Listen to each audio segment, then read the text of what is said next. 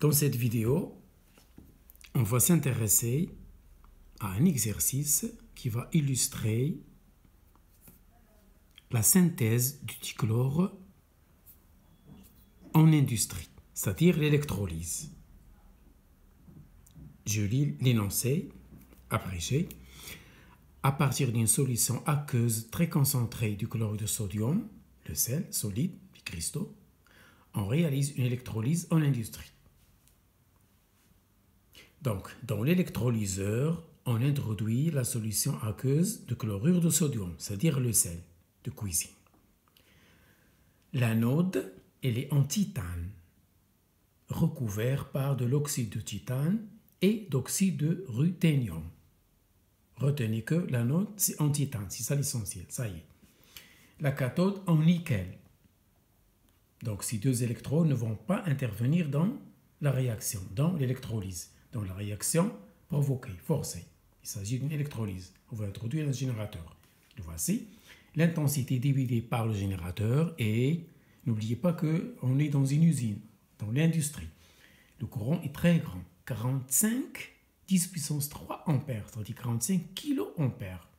C'est une forte intensité. Faites attention. La masse de NaOH, la soude, l'hydroxyde de sodium, c'est 40 grammes par mol. La charge d'une mole d'électrons, comme d'habitude c'est le Faraday, c'est 86 500 coulombs par mol. Le volume molaire dans les conditions de l'usine, c'est 30 litres par mol. C'est le volume molaire, V1, volume molaire. Voici les données. Ensuite, on veut dans les couples oxrètes mis en jeu dans cette opération. Le Cl2, Cl-, le O2, H2O, le H2O, H2 et le Na+, Na sont des couples oxrètes. C'est ça énoncé. Première question. Quelles sont les réactions éventuelles, c'est-à-dire susceptibles d'être produites?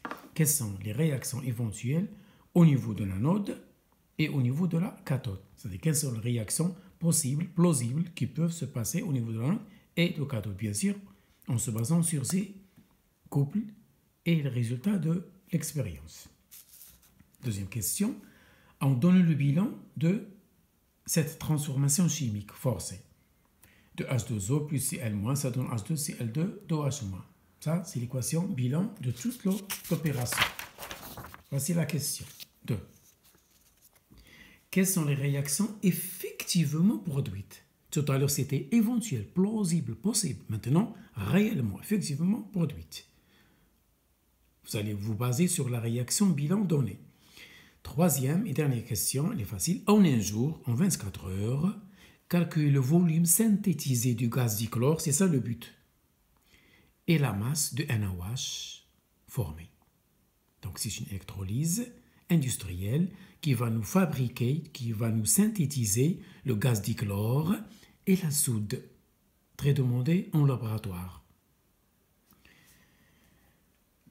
La réponse, première réponse, au voisinage de l'anode A, en A, j'abrège les réponses, A ça veut dire anode, il y a toujours oxydation anodique.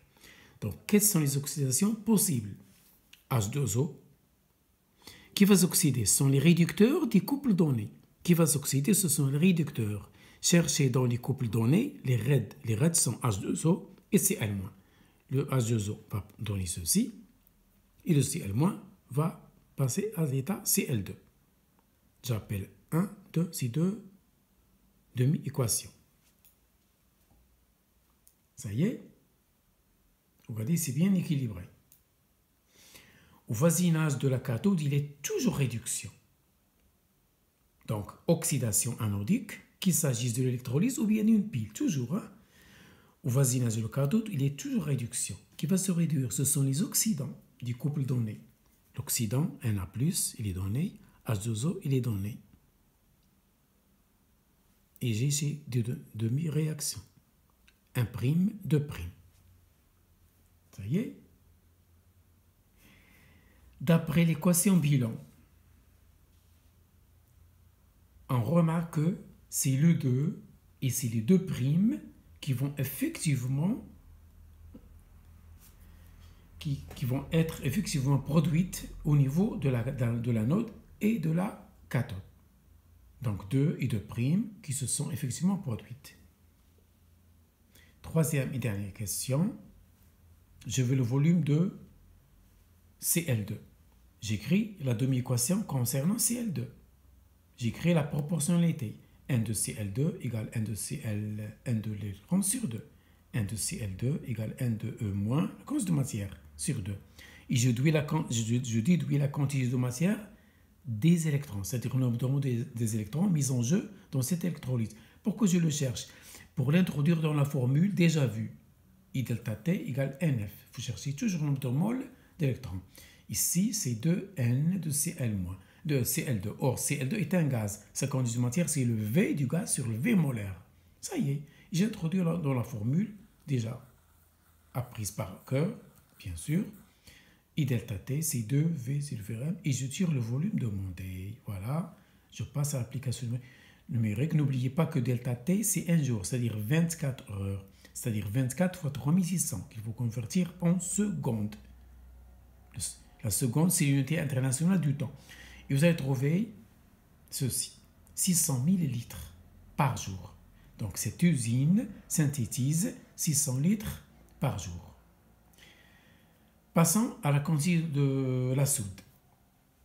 Na plus E- donne Na. Or, la quantité de matière de NaOH, c'est égal à la quantité de matière de Na+. C'est égal à la quantité de matière de E-, d'après cette demi-équation.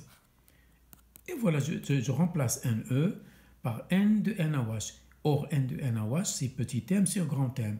J'utilise la formule I delta T NEF et je déduis la masse de NaOH. C'est MI delta T sur F. M, c'est la masse de NaOH. Les données, c'est 40. I, convertir en ampères. Delta T, 24 fois 3600. Faraday, c'est 86 500. Et vous trouvez à peu près 1,6 million de grammes, c'est-à-dire 1,6 tonnes synthétisées par jour de la soude. Voilà pour cet exercice.